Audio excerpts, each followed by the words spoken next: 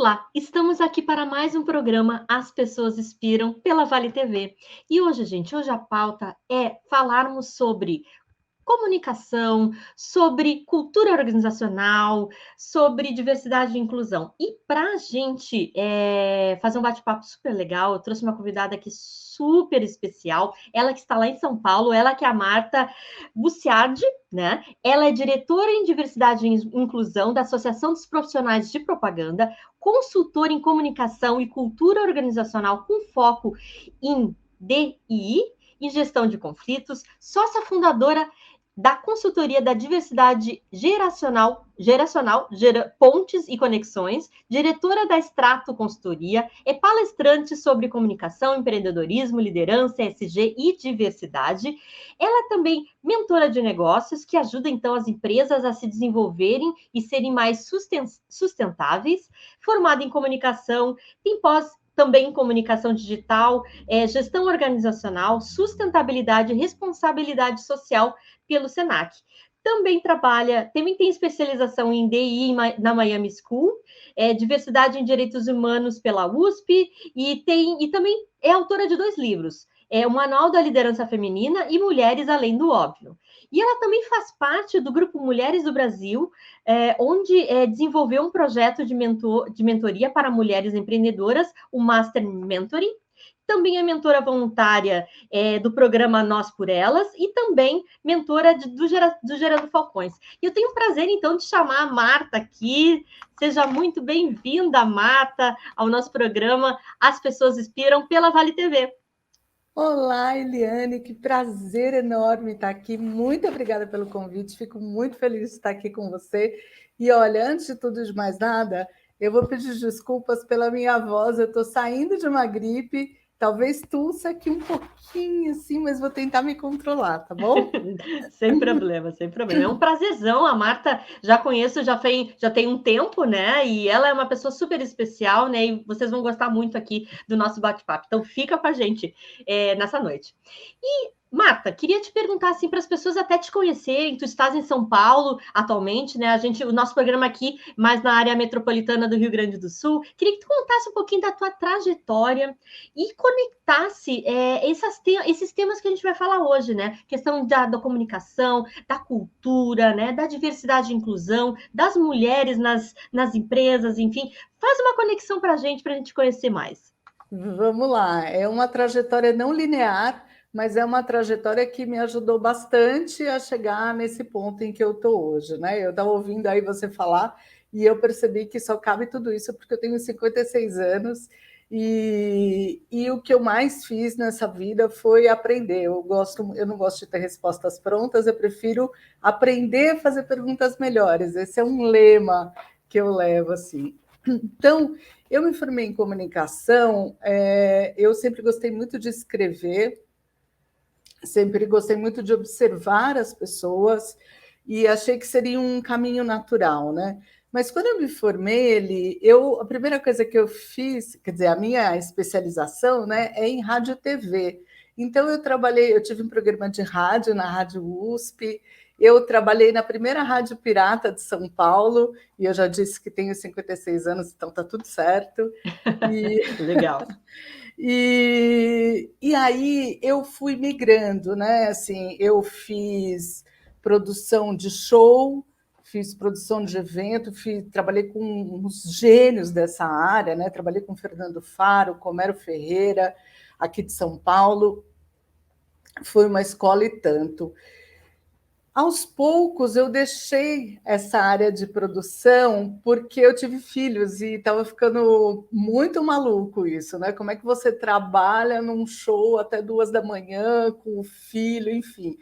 E aí fui migrando para assessoria de imprensa, fiz assessoria de imprensa na área cultural e aos poucos fui conhecendo um pouquinho essa área organizacional e me apaixonando loucamente, assim, porque eu gosto muito de trabalhar, já trabalhei bastante com comunicação organizacional, que a gente fala da porta para fora, né? No marketing, mas eu adoro da porta para dentro, porque eu acho que você consegue, com ações até bem pontuais, gerar efeitos que se espraiam pela sociedade, né? Foi isso que eu fiz, então. Comecei a trabalhar com assessoria de imprensa, primeiro para a área cultural, fui migrando para a área organizacional, e aí conhecer um pouco sobre cultura, né? Quando eu ia às empresas, eu tive uma agência de comunicação durante 12 anos, e quando eu ia às empresas e perguntava muito bem quem são vocês, as empresas me diziam o que faziam. Ia dizer, não, gente, o que vocês fazem eu sei.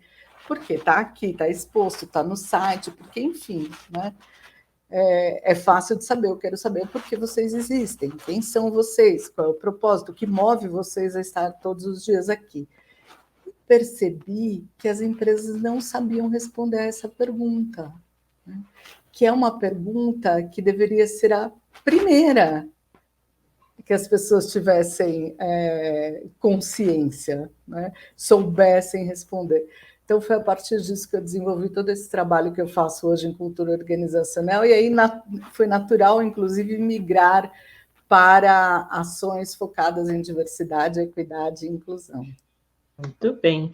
E é muito legal, né? E é uma coisa muito louca, né, Marta? Porque quando a gente pergunta realmente, assim, fala para as empresas sobre essa questão do propósito, às vezes elas dizem assim, não, eu vou fazer, eu vou me juntar agora no final de semana aqui, juntar uma galera e vamos fazer o tal do propósito aparecer. E não é assim, né, Marta? Como é que a gente faz o propósito emergir na organização? Pois é, não é assim mesmo, né? Você sabe, Eli, que quando eu vou às empresas, quando eu tinha a agência de comunicação, a gente trabalhava muito também com comunicação interna, as empresas pediam para a gente, na agência, fazer missão, visão e valores.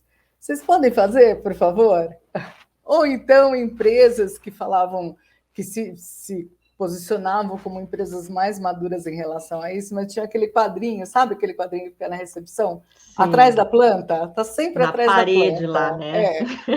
E ninguém sabe, ninguém viu, né? Que nem o caviar daquele cantor, que eu esqueci o nome agora, gente, nunca vi, nem ouvi, eu só ouço falar. Você sabe o que é caviar? É isso, Sim. É missão, visão e valores da empresa. Né? Nunca vi, nem ouvi, eu só ouço falar. Por quê? A cultura organizacional, ela é a forma como as coisas acontecem dentro da empresa, né? A cultura, ela é intangível, porque a maneira como as pessoas se relacionam, os processos que são estabelecidos, tudo isso compõe a cultura nos seus aspectos superficiais e nos seus aspectos mais profundos. E não é uma coisa que se constrói em um fim de semana, é uma coisa que se constrói ao longo de toda a vida de uma empresa. Sabe que eu tenho um amigo, o Sebastiani, ele é especializado em branding, né? E ele sempre dizia que muitas vezes as pessoas chegavam na agência dele, as empresas, falavam assim, eu quero uma marca como uma Coca-Cola. Ele dizia, tá ótimo, você tem 50 anos? Porque aí a gente constrói. Verdade. Né? Então, é uma coisa que se constrói do dia para a noite. Agora, se a empresa ainda não pensou nisso, ela precisa começar. Né? Porque eu sempre digo que basta que uma pessoa exista dentro da empresa, o fundador, né? Para que a cultura se estabeleça, e basta que duas pessoas estejam lá para que comecem os conflitos. Porque a cultura, ela é esse caldo de valores pessoais, de desejos, de anseios, de expectativas, de entregas. É a cultura que dá o contorno a tudo isso, né? E uma coisa interessante. Não é uma tarefa simples. Não é uma tarefa simples, não. Olha só. E uma coisa muito, muito importante, né, Marta, que é quando a gente fala em propósito e cultura, né? Não adianta tu ter um propósito muito bem desenhado, né? Se isso não vem para a cultura também, né? Como a gente faz para pulsar esse propósito dentro da nossa cultura? Pois é, eu sempre digo que como é que você pode esperar que as outras pessoas te acompanhem se você não diz para onde quer ir? A comunicação é o ponto principal da cultura de uma organização. Na verdade, a comunicação é o ponto principal de tantas coisas, né? É onde começam e terminam as alegrias e os perrengues, como a gente chama aqui. Então, quando você pensa nisso, quando você pensa em cultura, quando você pensa nesses vários CPFs com anseios diferentes embaixo de um mesmo CNPJ, você precisa alinhar as expectativas com todos que estão lá. E você consegue isso com comunicação. Agora, é importante lembrar que comunicação não é só falar. Comunicação é principalmente ouvir. Comunicação é principalmente estar atento. Né? E ouvir querendo entender. Porque muitas vezes a gente acha que está fazendo um processo de escuta atenta, de escuta ativa, né? Como a gente diz hoje, mas não. Você só está ali mais ou menos querendo saber e acha que já entendeu, então agora é hora de partir para a ação. A cultura também ela é orgânica, né? Ela não é fixa, ela deve ser esse propósito e tudo que rege a empresa deve ser revisitado constantemente, com responsabilidade, com maturidade, com empatia até, mas deve ser revisitado constantemente. E, Marta, olha só, já fazendo um pouquinho da conexão aqui com relação à cultura e à questão da diversidade e inclusão, né? Tudo que trabalha também bastante dentro dessa área e tudo está conectado, né? A gente sabe que hoje em dia, assim, eu pelo menos vejo, né? Às vezes há muitas empresas falarem, não, mas eu tô ali com as cotas, estou fazendo diversidade na minha empresa, tá tudo certo. Mas a diversidade por si só, né, ela precisa de algo mais, que é a inclusão. E como é que se faz isso, né? O que é para ti essa relação entre diversidade e inclusão dentro das organizações? Uhum. Primeiro, assim, as empresas precisam entender que isso não é uma coisa superficial, né? Não pode ser tratado de maneira leviana. Quando você faz o processo, assim, eu sempre digo que a gente trabalha a inclusão e a equidade. Eu não trabalho a diversidade, porque a diversidade faz parte da cultura do Brasil, do nosso país, né? Nós temos uma cultura diversa, então eu não trabalho a diversidade, ela simplesmente existe. Agora, as empresas, eu detecto cada vez mais empresas interessadas nesse assunto, eu tenho sido muito chamada, né, a falar sobre isso nas empresas. Primeiro, é preciso que as empresas entendam que este é um caminho sem volta, né? É o caminho da inovação, é a diversidade que traz o diferente para a empresa, e é o diferente que permite a inovação, porque se você tem um perfil absolutamente igual nas empresas, as pessoas pensam absolutamente da mesma forma. E como é que você inova se você não tem um olhar para o que é diferente, né? Então, essa é a primeira coisa. Segundo que praticar a inclusão, né, promover a inclusão e a equidade, eu não vou falar nem de equidade por enquanto, eu vou falar só de inclusão.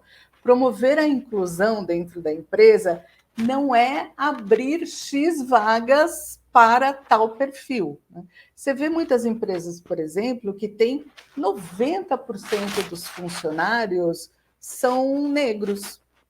Mas onde eles estão? Então, se eles estão só no chão de fábrica, você não é uma empresa que pratica a inclusão e a diversidade. Né? Porque é preciso alinhar a cultura para promover a diversidade dentro da empresa. Então, não adianta eu criar um ambiente hostil quando eu abro essas vagas, eu ter um ambiente hostil quando eu abro vagas para a diversidade, porque a pessoa ela ocupa o que eu ouvi numa palestra da Ana Cortá, que ela chama de não lugar, é o não pertencimento. Se eu tenho uma pessoa que é de grupos minorizados, por exemplo, ocupando um não lugar, o que eu faço é dar um tiro contra a prática da inclusão. Tiro no pé, digamos assim. A prática da inclusão. Né? Porque essa pessoa não encontra ali espaço e muito provavelmente vai sair, né? Ou vai ser saída, o que é pior. eu sinto assim que existe uma... As empresas, elas estão querendo fazer, às vezes elas não sabem como, né? Eu acho que o nosso papel, o teu papel é fundamental para colocar isso de uma forma que seja realmente genuína, né, Marta, dentro das organizações, para que isso realmente traga a transformação, que seja bom para todos, né? Eu acho que essa é a pegada que as empresas, assim, devem seguir, né? Se eu não sei como fazer, como faço? Chama alguém que já tem essa experiência, essa expertise, né? Tu que já trabalhou bastante tempo como mentoria, né? E eu quero puxar um pouquinho, né, dessa do que é ser mentor, mentora nesse caso aqui, né? O que vai ajudar? Eu acho que ajuda muito, né, no meu ponto de vista, mas queria ouvir a tua opinião, né, dessa tua experiência como mentora. É isso, né? Só fazendo esse gancho da prática da diversidade e inclusão dentro das empresas com a mentoria, porque é exatamente isso que você falou, tem que ser um movimento legítimo. A diversidade, ela não é um acessório à empresa, né? Ela deve ser encarada como parte da estratégia do negócio, ou até a própria estratégia. Você vê tantas empresas hoje se transformando a sua entrega de valor em função da diversidade, então acho que é hora de repensar um pouco esses modelos. E aí, quando a gente fala de mentoria, eu sou mentora desde, quer dizer, informalmente, né? Mentora desde 2013, quando eu fiz essa especialização na FGV, em gestão de negócios, como parte do programa 10 mil mulheres. A minha turma foi a 10ª turma a se formar na GV com parte desse programa. E lá, então, nós nos apoiávamos mutuamente e acabamos constituindo um grupo de mentoras, um grupo informal. Depois eu entendi que era importante me especializar nesse assunto, ingressei na ABMEI, foi lá que nós nos conhecemos, né? Ele foi um aprendizado incrível, lá eu fiz cursos de formação, tive a oportunidade de exercer uma diretoria, mas eu acho que quando a gente fala de mentoria, né, de mentoria de negócios principalmente, é muito interessante porque a mentora, eu vou falar sempre no feminino, a mentora, ela traz um olhar limpo, né? Ela consegue observar as questões que estão acontecendo ali sem estar imersas nessas questões, né? E aí vem muito de uma questão que é o meu mantra de vida que eu falei no começo. Eu quero aprender a fazer perguntas melhores, né? E um mentor, o que ele faz é questionar.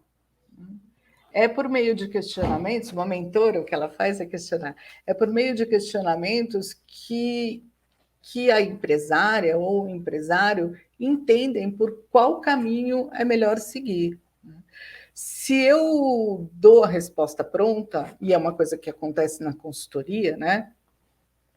Eu preciso reconhecer nesse processo de mentoria que essa resposta pertence a mim e não à minha mentorada. Então, eu acho que eu percebo como esse caminho é rico, né? Ele é cheio de nuances e cheio de sutilezas, e por isso mesmo ele é muito mais colorido, ele é muito mais diverso, né? Porque você não traça uma única trilha e você consegue entender todas as questões e avaliar caminhos. Então, assim, eu acho que é um caminho que acrescenta muito a mentorada, a empresária que está ali, ou o empresário, e a mim também como mentora, porque a cada processo de mentoria eu aprendo muito. Uma mentoria funciona como um espelho, né, Eliane? É mentora verdade. também é impressionante, assim. E às vezes a cada resposta que a mentorada dá, a gente tem uma amiga em comum, a Lilian, né, que fala sempre como é o momento da vaca, né? Se eu me lembro, é uma coisa assim Eu não estou lembrando agora. ela fala, ela tem uma expressão que é o mugido, é o momento do Mugido mugido. da vaca. O mugido da vaca, que é quando você faz a pergunta, isso, e a pessoa fala, seja, não tinha pensado nisso. Esse é um momento muito rico na mentoria. É verdade, é bem lembrado isso, né, nossa querida Lília. Ô, Marta, deixa eu te perguntar uma outra coisa agora. Eu vi que tu tens 2 livros, né? Eu queria que tu falasse um pouquinho desses 2 livros que tu foste autora, né? Do que eles falam e por que tu escolheu, assim, essa pegada feminina, né? O que isso tem a ver contigo? Na verdade, eu sou coautora, né, desses 2 livros. Um deles é encabeçado pelo Comitê 88, eu sou do Grupo Mulheres do Brasil, e lá eu faço parte de 2 comitês. O Grupo Mulheres do Brasil é um grupo capitaneado principalmente pela Luísa Helena, né? A Luísa Helena Trajano, do Magazine Luiza. E lá, então, eu faço parte de 2 comitês. O Comitê de Empreendedorismo, onde a gente criou um processo de mentoria dentro do grupo, e o Comitê 88, que foi um dos primeiros comitês a serem criados no Grupo Mulheres do Brasil, que fala de mulheres líderes. E é um grupo bastante atuante, um grupo que eu gosto muito, e eles tiveram essa ideia de falar, o livro se chama Como, né? Que fala sobre as experiências de mulheres na liderança. E eu, então, falei um pouco sobre essa questão de diversidade lá também. O outro livro se chama Mulheres Além do Óbvio, também é uma coletânea, e eu ali conto a minha história. Eu fiquei muito honrada de ter recebido esse convite, de ter sido considerada pela organizadora, a Silvia Bellio, uma mulher além do óbvio. E eu, na verdade, sempre procurei me colocar dessa maneira mesmo, assim, né? Acho que tudo foi. Eu sou da turma um pouco do outsider, assim, sabe? Do contra, do. Se há, como é? Se há governo, eu sou contra, sempre. Então, eu fiquei muito feliz com isso, né? Lá eu narro um pouco da minha história, das minhas conquistas, estou ao lado de mulheres incríveis, com histórias muito emocionantes também. E, Marta, conta um pouquinho sobre esses desafios femininos, né? Eu também, assim, na minha tese de doutorado, acabei falando muito sobre isso, sobre a importância da representatividade feminina, né, nos espaços, né, principalmente de tecnologia e inovação, né, parques tecnológicos. O que tu tem visto ainda nas tuas andanças, né, e que poderia ser considerado assim, um dos principais desafios ainda da mulher hoje? Quando além disso, eu também dou mentoria em comunicação assertiva para mulheres, né? Principalmente na área de vendas. E uma das coisas que eu escuto muito é sobre a tal da síndrome da impostura. Eu sempre brinco com as minhas mentoradas dizendo o seguinte, gente, assim, a Michelle Obama já sofreu com a síndrome da impostora. A Oprah Winfrey já sofreu com a síndrome da impostora. Então, se você pensar, eu acho que 99,99% das mulheres já sofreram com essa síndrome. Mas vamos lembrar que é uma síndrome, não pertence a você. Então, vamos pular essa parte e vamos para o que realmente interessa. Como é que a gente se mantém num ambiente que muitas vezes é um ambiente inóspito para as mulheres, né? Quando a gente está falando da liderança de grandes empresas, quando a gente senta à mesa e só tem homens, quando a gente senta à mesa da liderança e só tem homens, e você não consegue falar, como é que você se posiciona?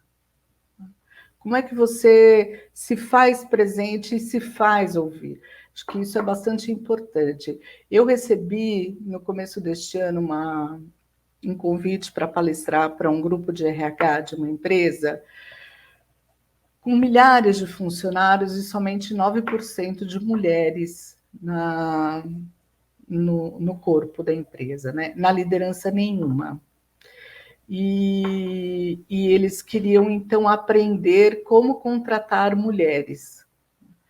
Então, é lógico que não é uma coisa que se resolve numa palestra, mas tem alguns pontos básicos assim a serem olhados, porque a gente está longe de alcançar a igualdade nesse sentido, né, Eli? Só um parênteses aqui rapidinho. Esse Comitê 88 ele foi criado, se eu não me engano, em 2015, alguma coisa assim. Nessa época, os estudos diziam que levaria 80 anos para que uma mulher alcançasse situação de igualdade dentro das empresas em relação à liderança. E por isso que ele se chama 88, né? A ideia era acelerar esse processo, um pouco como o 55 do Juscelino Kubitschek. E não é da minha época, já vamos deixar claro aqui. Os estudos hoje identificam que isso vai levar mais de 100 anos. Então, com tudo que foi feito, nós ainda andamos para trás, porque esse é um movimento de toda a sociedade. Né? Não dá para uma parcela da sociedade andar e o restante não acompanhar. Isso não significa. Né? Isso não impulsiona. É preciso que a sociedade inteira acompanhe esse movimento. Então, é uma coisa que... Bom, eu não tenho filhas, eu tenho filhos, mas eu tenho sobrinhas netas, e minhas sobrinhas netas não vão ver, as minhas sobrinhas bisnetas não vão ver. Mas isso não quer dizer que a gente não deva agir. Olha que bacana. Quando a gente fala do universo de tecnologia, eu tenho muita sorte, porque essa Silvia Bellio, essa profissional maravilhosa da área de tecnologia, que me convidou para participar do livro Mulheres Além do Óbvio, me convidou também para ajudar na coordenação e curadoria de 3 livros sobre mulheres na tecnologia, que se chamam TI de Salto. Nós já finalizamos o 3º volume e vamos lançar o 4º agora.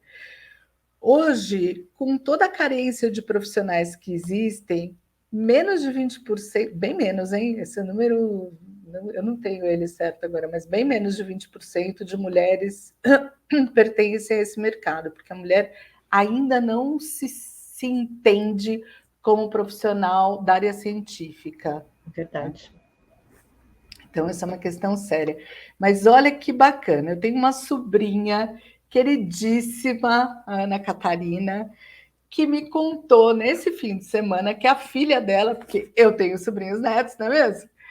Que a filha dela sempre se interessou por segurança da informação. A filha dela tem 14 anos ou 15, não, 15 anos a filha dela tem, sempre se interessou por segurança da informação, estudou por conta própria, e aí foi a um evento de tecnologia, lá ela assistiu uma palestra da nossa amiga queridíssima em comum, a Andréa Tomé, foi conversar com a Andréa Tomé e foi contratada como menor aprendiz. E agora tem a Andréa como mentor, e eu até preciso ligar para a Andréa para conversar com ela, porque eu acho isso o máximo. Então, assim, aos poucos também, as meninas começam a enxergar esse universo de tecnologia, né? Começam a entender. E isso é tão importante, porque a gente tem que colocar o pé nesses lugares. Um pé, depois o outro, e ficar nesses lugares, né? É verdade, e é bem isso, né? Eu acho que tu tá super certa, né? E esse é um trabalho aí muito rico, né, Marta? E acho que merece assim todo o nosso empenho, né, para realmente transformar isso, né? Acho que as oportunidades elas devem ser para todos, né? E para todas e para todos, enfim. Eu acho que a gente tem que brigar muito por isso, sabe? Brigar no sentido de se esforçar, né, dentro das nossas organizações, para que isso seja realmente genuíno, para que eu consiga dar botar esses 2 pezinhos, né? No mundo que a gente quer construir, que também é responsabilidade nossa, né? E, Marta, assim, a gente já está nos finalmente aqui da nossa entrevista. Eu queria que tu deixasse assim, uma mensagem final, uma indicação de livro, enfim, uma mensagem aí para quem está nos ouvindo, né? Com relação a essa importância de tudo que a gente falou hoje aqui, né? Da questão da diversidade, inclusão, equidade, cultura organizacional. Faz um resumão aqui para nós. Tá bom, vou começar então com a indicação de um livro que é a minha Bíblia, né? Que eu estou aqui olhando para cima porque eu estou olhando para ele está sempre por perto, que é o Walking the Talk, é um livro sobre cultura organizacional da Carolyn Taylor, e é minha Bíblia, né? Então eu acho que quem quer começar a entender a cultura da sua empresa deve começar por ele, É um livro muito simples, muito acessível, mas também bastante profundo, que promove muita reflexão. E se eu posso deixar uma mensagem, que é a mensagem que me move, é: seja você a mudança que você quer no mundo.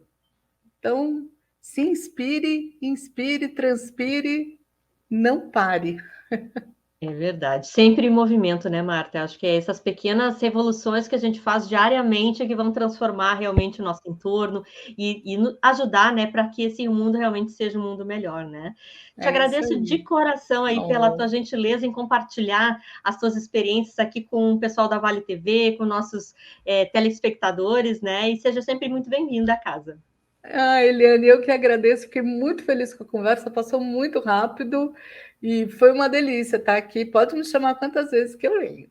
Ai, muito bem, muito obrigada. Gente, quem está aqui com a gente também, muito, muito obrigada, né, por ter ouvido aqui a Marta, né, essa aula aí sobre cultura, sobre esses papos tão legais, tão pertinentes e emergentes na nossa vida e nas nossas empresas, tá bom? E eu aguardo vocês na próxima semana com mais um programa As Pessoas Inspiram. Bye, bye.